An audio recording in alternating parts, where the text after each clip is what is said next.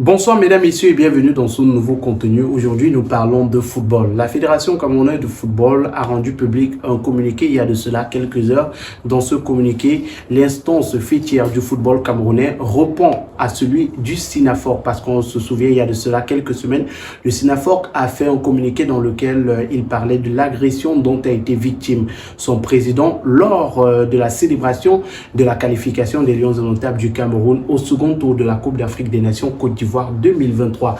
La Fédération camerounaise de football a livré un communiqué dans lequel on peut lire communiqué numéro 014 FECAFOOT SG CDAJ 24. La Fédération camerounaise de football porte à la connaissance de l'opinion publique nationale et internationale qu'elle a, en date du 2 février 2024, découvert à travers les réseaux sociaux un communiqué radio-presse signé du secrétaire général du syndicat national des footballeurs du Cameroun relatif aux incidents qui se seraient produits dans les vestiaires des Lions indomptables du Cameroun le 23 janvier 2024 lors du match Cameroun-Gambie pendant la CAN Total Énergie Côte d'Ivoire 2023. Le dit communiqué laisse croire que sur instruction de Monsieur le Président de la Fédération camerounaise de football, Monsieur Jérémy Djitap, président du SINAFOC, aurait fait l'objet d'une agression de la part d'un employé de la fédération alors qu'il était en possession d'une accréditation lui permettant d'accéder au vestiaire de l'équipe nationale Fanion du Cameroun.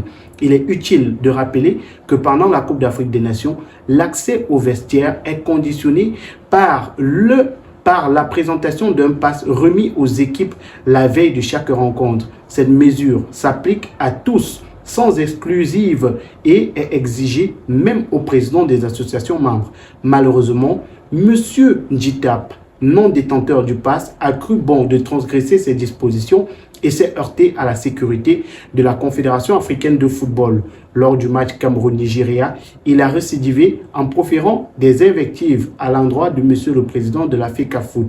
La FECAFOOT déplore ce comportement irresponsable qui a fortement terni l'image du Cameroun et des Lions indomptables. De ce fait, M. le Président de la Fédération camerounaise de football, ayant constaté la manipulation de l'opinion sur la présentation des faits à par correspondance numéro 10 FECAFOOT PDT SG CDA 2024 du 16 janvier autant pour moi 2024, saisit l'instance fêtière du football africain à l'effet de dénoncer et de rétablir la réalité des faits afin qu'elle en tire toutes les conséquences qui s'imposent. Fait à Yaoundé le 26 février 2024, le secrétaire général Djounan Blaise. Bonjour Yanniry. Bonjour mon cher Magique et bonjour également aux internautes, aux abonnés. On parle de cette sortie de la Fédération camerounaise de football qui donne sa version des faits sur cette affaire d'agression du président du SINAFOC, Jérémy Djitap, dans le vestiaire des Lions indomptables du Cameroun. Il a fallu du temps. Il a fallu du temps et il a fallu aussi pas mal de supputations, de rumeurs, véhiculer ça et là sur la toile pour que nous découvrions finalement pas la vérité, mais la version de la Fédération camerounaise de football. Pour rappeler les faits, le 23 janvier, justement, les Lions affrontent la Gambie lors d'un match couperin, un match où ça passe ou ça casse, en principe, parce que si les Lions perdent ce match, ils sont éliminés. Il n'y a plus de calcul à faire parce que nous étions avec à ce moment un point. Un point, oui. Un point parce qu'on avait fait nul face à la Guinée. On a perdu face au Sénégal. Donc du coup, on avait intérêt à gagner ce match pour comptabiliser 4 points et espérer donc être deuxième ou meilleur troisième. Donc, il y avait toute une effervescence, il y avait un tel enjeu lors de ce match que voilà, ça mobilisait, ça rassemblait pas mal de personnes, il y avait des attentes énormes pour ce match. Donc du coup, à la fin, vu également les péripéties, le déroulement du match avec tout ce qu'il y a eu comme ascenseur émotionnel, le Cameroun arrive à gagner et à se qualifier. Donc nous sommes le 23 janvier et Jérémy Djitap qui va donc dans les vestiaires pour essayer de féliciter ses petits frères. Bon, mais il connaît quelques soucis. On va revenir sur la nature même des soucis qu'il a connus. On en a déjà parlé à plusieurs reprises. Donc, là, nous sommes le 23 janvier. quelques jours après, nous avons une version qui parcourt les réseaux sociaux. Et cette version qui fait état justement de ce que le président du SYNAFOC aurait été un tout petit peu froissé par des employés de la fédération camerounaise sur ordre, sur instruction du président de la FECAFOOT. D'après cette version-là, sur instruction donc du président de la FECAFOOT. Cette version-là est contestée quelques heures après par une autre qui est attribuée à Étienne Tamo, qui est l'homme de main, le responsable de la sécurité, du protocole, pardon, du côté de la Fédération camerounaise de football. Donc on lui attribue cette version-là et on dit des choses qui ne corroborent pas les propos attribués également au camp et au clan Jérémy Sorel Dita. Donc voilà, il y a notamment ce débat autour de l'accréditation. Jérémy Sorel Dita avait-il le droit d'accéder au vestiaire ou pas? Jérémy Sorel Dita s'est-il fait froisser par des agents de la CAF ou bien par les agents de la FECAFOOT? Donc, le mystère est resté pendant tout ce temps.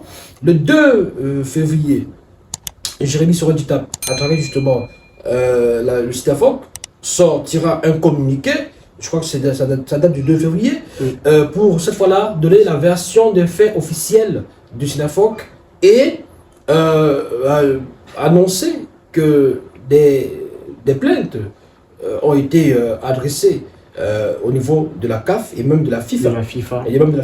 Et donc, dans le communiqué de Jérémy Sorel Dita, dans le communiqué du SYNAFOC, il est précisé que Jérémy était invité spécial du président de la CAF, l'instance fêtière du football africain, l'instance qui gouverne et qui gère le football sur le continent africain. Il dit qu'il a donc été invité par le président de la CAF et en tant que le FIFA CAF Legend aussi, donc légende de la CAF.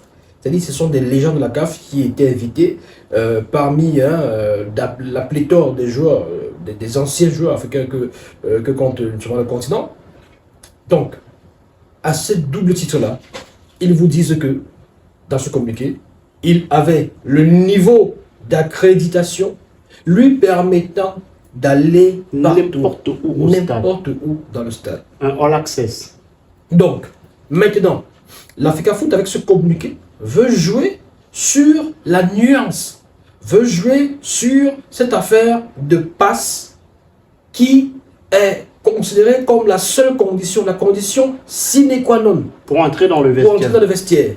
Or, le SYNAFOC, à travers son communiqué et sa version, vous dit que Jérémy Dita a le niveau d'accréditation qui lui permet d'aller partout. Mais Yannick, est-ce qu'être invité du président de la CAF ou alors être invité comme CAF Legend donne l'autorisation à un footballeur ou à un ancien footballeur d'avoir accès au vestiaire?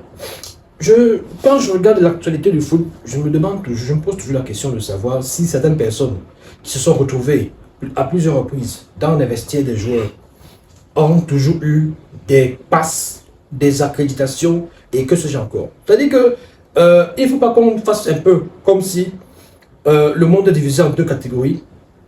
Ceux qui ont besoin des accréditations ou des passes pour aller voir des joueurs de leur pays en tant qu'ancienne légende, ancienne gloire, et ceux qui peuvent se lever à tout moment et aller dans les vestiaires, dire des choses, repartir aux tribunes, aller dans les vestiaires, aller dans les hôtels, aller aux enseignements, diriger des séances vidéo. Non, il ne faut pas qu'on fasse comme ça. Parce que s'il faut essayer de faire une chose de jeunesse, on se rappelle, on a vu des images à plusieurs reprises, avant que le président actuel de la FECAFOOT ne le soit le 11 décembre 2021, il était aussi ancien gloire. Il est toujours. Alors, je mets à défi qui que ce soit de me montrer le pass qui permettait au président de la FECAFOOT, à l'époque, simple ancien gloire, le pass qui lui permettait d'aller dans les vestiaires des Lions en 2017. Le pass qui permettait à Roger Mila d'aller dans les vestiaires des Lions, même si certaines personnes disent que, certaines mauvaises langues disent qu'on avait chassé Roger Mila, c'était pas forcément peut-être pour les mêmes raisons. Peut-être pas pour les mêmes raisons. Donc voilà. Quand on est ancienne gloire d'une sélection, on bénéficie, il y a des avantages quand même. Il y a des avantages. C'est-à-dire que cette affaire met à nu, et malheureusement, met à nu l'animosité qui règne désormais entre deux camps, deux clans, entre deux anciennes gloires d'une même équipe. C'est-à-dire que, en fait, mon problème aujourd'hui, c'est même plus au niveau de passe, d'accréditation, c'est la question de savoir si cette affaire n'aurait pas pu être gérée autrement. Et préserver le calme, la tranquillité et ne même pas être publié sur les réseaux sociaux. C'est-à-dire que, est-ce que, à ce niveau, le staff des Lions et autres, est-ce que l'intervention même du président de la fédération n'aurait pas permis à Jérémy Djitap, président du syndicat national des footballeurs camerounais, de saluer tout simplement ses petits frères et de ressortir et repartir. Le fait de saluer les joueurs, c'est un problème.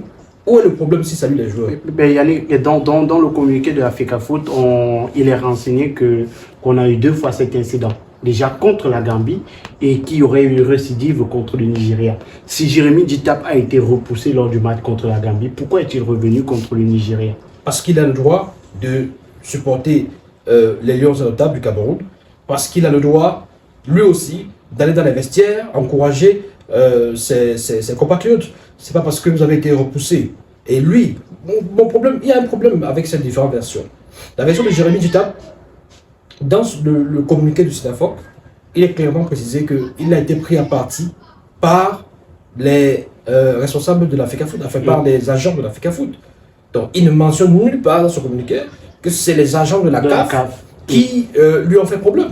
D'ailleurs, il dit qu'au niveau je crois que c'est de l'entrée, il a rencontré un délégué, je crois, délégué de la... Non, avant ça, il a rencontré des personnes, des agents, des délégués de la CAF. Il lui a demandé d'attendre que les joueurs, je crois, marocains... Oui, voilà, parce qu'il y avait des joueurs il y avait un deuxième match qui était prévu juste après celui des Lions. Donc, il fallait attendre que les joueurs marocains et autres, et leurs adversaires, puissent donc aller sur la pelouse pour permettre justement que tout soit dégagé et que les vestiaires, je veux dire le couloir, soit libéré pour qu'ils puissent justement passer en toute quiétude. Donc, à ce niveau, il n'y a pas eu d'inconvénient, il n'y a pas eu de problème. On n'a pas eu un problème. Et il a été escorté, d'après son communiqué, escorté par un agent, cette fois-là, un agent de la CAF, qui est arrivé jusqu'au vestiaire des Lions avec lui. Donc il a orienté, c'est-à-dire il a été orienté par quelqu'un qui disait « Suivez-moi, c'est par ici ». Or, dans les révélations de la FECAFOOT, et même pas seulement ce communiqué d'aujourd'hui, les révélations de la FECAFOOT, ou alors attribuées à Etienne Tabo par exemple, on nous dit que Jérémy Djitap a été pris à partie par les agents de la CAF qui lui ont demandé de sortir et qui ont même failli le brutaliser. Non. Lui, il dit que c'est plutôt il y avait un commissaire, qui, je ne sais pas si c'est un commissaire de match, qui était de la FECAFOOT, effectivement, qui était avec le staff des Lions, qui lui a demandé de sortir et qui a failli le prendre à partie de façon violente et à plusieurs reprises. Il a même dit que Vincent Aboubakar s'est interposé. Il l'a dit, Jérémy Djitap a pris à témoin Vincent Aboubakar, qui est un lion notable, qui est encore en vie. C'est-à-dire quoi? S'il y a problème, s'il faut vérifier les propos de Jérémy Djitap, s'il faut faire des confrontations même pour savoir quelle est la vérité, il a pris à témoin Vincent Aboubakar. Et les lions qui étaient sur place et qui observaient avec une certaine stupéfaction. Mais est-ce que cette version-là est véritablement celle de Jérémy Djitap? Parce qu'on en parlait un peu depuis un moment. C'est celle du SYNAFOC. Oui, c'est celle du SYNAFOC. Le SYNAFOC, c'est Jérémy Djitap, le président. Et il a donné son OK pour qu'elle soit... C'est clair et net. C'est le SYNAFOC. Quand vous regardez le communiqué, c'est le SYNAFOC. Ben voilà. Donc, à ce niveau, vous voyez, il n'y a plus de doute. Le doute aujourd'hui, c'est au niveau de l'exactitude des différentes versions. Ce qui est clair aujourd'hui, c'est que 2 versions s'affrontent.